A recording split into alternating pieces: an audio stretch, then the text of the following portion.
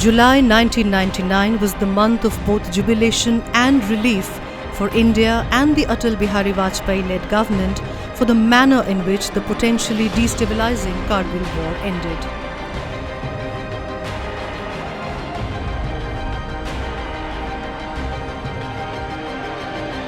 The 20th anniversary of the Kargil war is being celebrated across the country with the slogan, "Remember, Rejoice and Renew."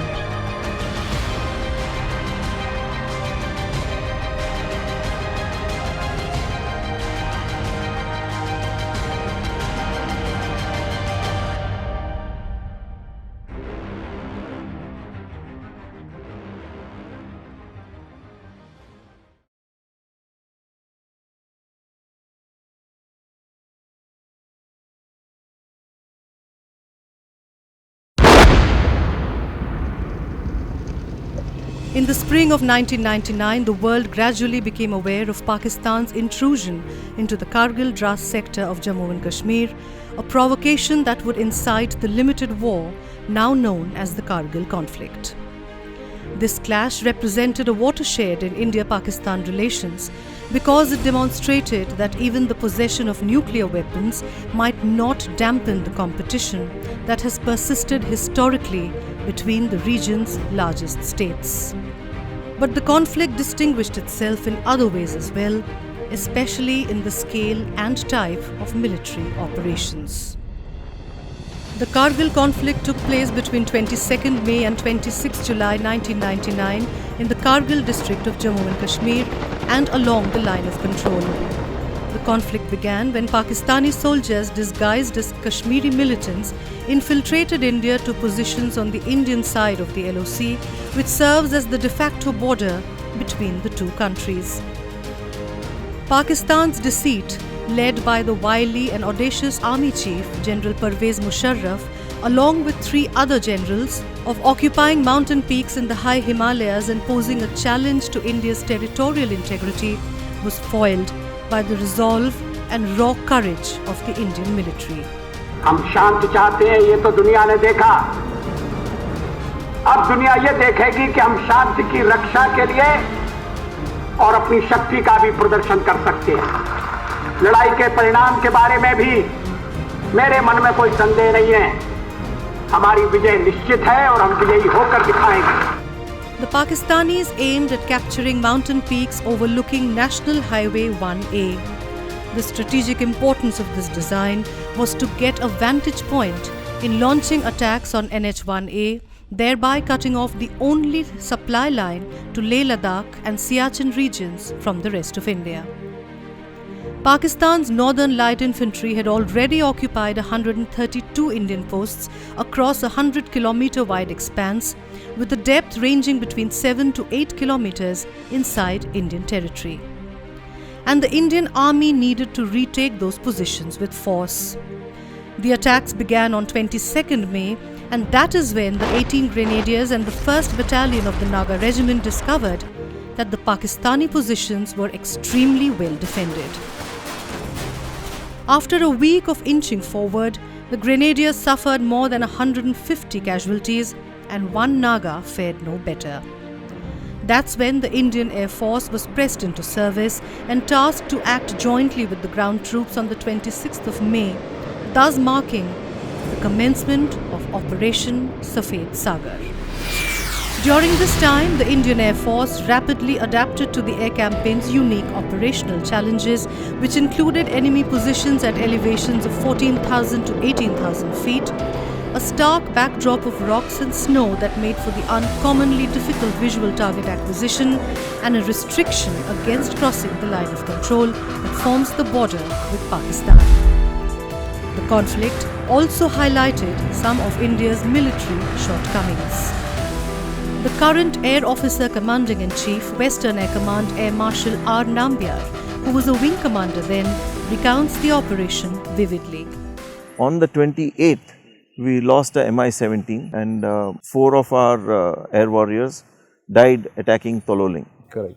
This is a major setback to our air operations, and we took an operational pause for the next 24 hours to find a way forward. By this time, we had already deployed the Mirage 2000 both at Ambala as well as at Adampur, and we were thrown into battle. The Mirage 2000s were effectively employed using dumb 250 kg bombs, which had been available in our inventory but was in very small quantity. That's how the air operations from the Mirage 2000 side started. On the 16th of June, the Indian Air Force notched up a major success when it destroyed the main Pakistani logistics base at Muntodhalo that was set up on encroached Indian territory in Ladakh, killing about 300 Pakistanis. The attack on Muntodhalo changed the theatre of war in Kargil, and there was a definite decline of intrusion and all other supply activities occurring from the other side of the border. The theatre of war then shifted to the northwest of Dras, where Tololing, Tiger Hill and all other hills were located.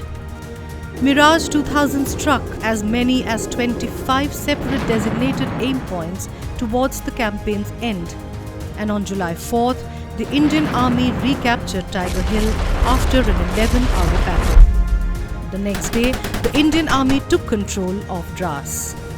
Pakistani Prime Minister Nawaz Sharif announced the withdrawal of troops. On 26th of July, the Kargil conflict officially came to an end.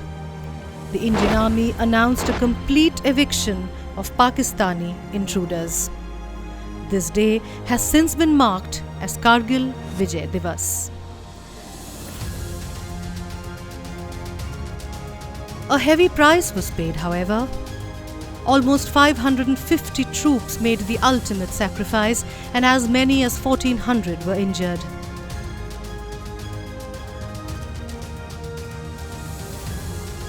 This human cost reflects poorly on the higher defence establishment of the day. India lacked critical military inventory, but this was compensated by the leadership of the middle and junior ranks. The roll call of honour symbolized by the image of the do-or-die young Indian soldier atop a recaptured peak with the tricolour and the jingle, Ye Dil Mange More. The extraordinary air effort and the many tactical innovations in the latter phase of the operations contributed in no small measure to the final outcome. The central element of Kargil that merits remembering is that it had caught the Indian higher security establishment by surprise. It is pertinent to analyse what critical lessons were learned from Kargil.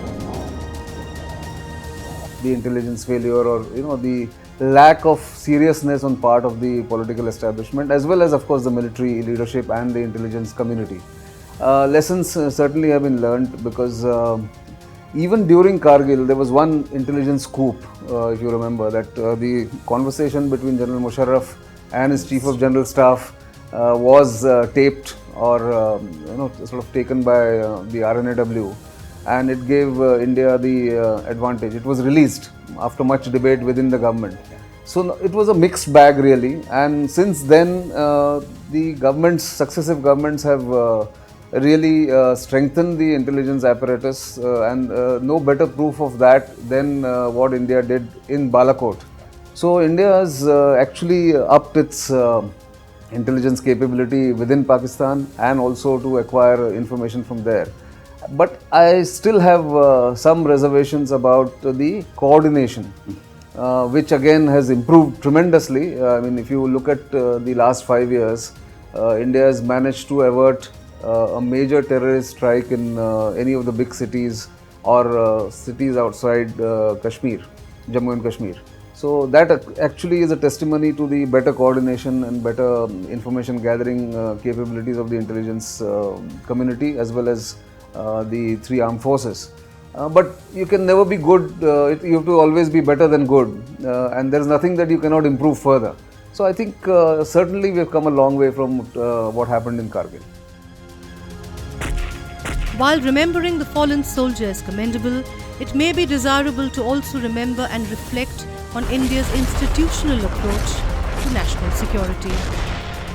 Undoubtedly, the Kargil conflict is a milestone in Indian military history, and one that represents a telling prototype of India's most likely type of future combat challenge.